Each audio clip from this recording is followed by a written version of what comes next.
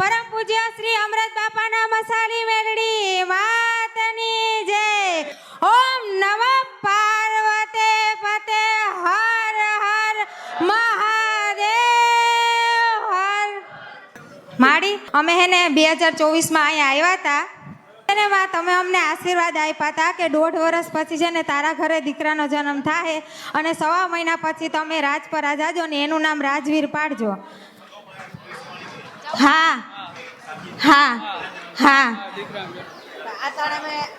એટલે અત્યારે અમે એને રાજપરા ગયા ત્યાં એનું નામ રખાયું અને ત્યાં અત્યારે ખાલી અમે માતાજીને પગે લગાડવા આવ્યા છે.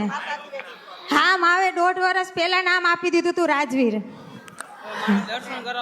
ખાલી માતાજીને પગે લગાડવા અમે આવ્યા. આ જન્મ પછી તો બધા નામ પાડે છે પણ જન્મ પહેલા નામ પાડતી હોય ને તો એનું નામ અમૃતની મેલ. હા રાજા માં રાજા.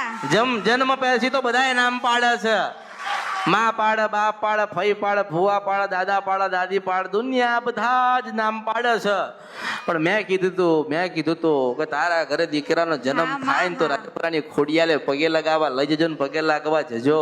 હા માં. અને ખોડિયાર દીકરો દે તો એનું નામ રાજવીર પાડજે. હું મેલડી છું આ કળિયુગમાં એમ. અને અમને માં કુળદેવી ની ખબર નથી, અમે ચાઉન માને માનતા હતા. અહીંયા આવ્યા પછી દીકરો આપ્યો તો ખોડિયાલ કરો એમ કહું છું. હવે કુળદેવી ગોતવાની આવતી જ નથી. મેં તમને શું કીધું કે તમારે જોઈતું હતું એ ખોડિયાલે આપ્યું. હવે તમે હૃદયથી ને મગજથી ને મનથી અને ભક્તિથી ખોડિયાલને સ્વીકારી લો. જો ખોડિયા દીકરો આપે તો તમારી કુળદેવી છે, તારા તમને દીકરો આલ્યો છે ને. હું તો એક માધ્યમ છું, હું તો એક સલાહકાર છું. અને બધું કદાચ પૂરું થઈ જાય, તમને કોઈ માર્ગ ના મળે તો માર્ગ બતાવવાળી અમૃતની મેલડી છું. મેં એવું કીધું તું કે હું નામ પાડું છું, મેં નામ નથી પાડ્યું. મારી ખોડિયાલના રામ છે તને એમ કહું છું. રાજપરાની ખોડિયાલ બોલું છું. મેં તને કીધું તું કે તું ખોડિયાલનો દીવો કરજે ને ખોડિયાલ કરજો.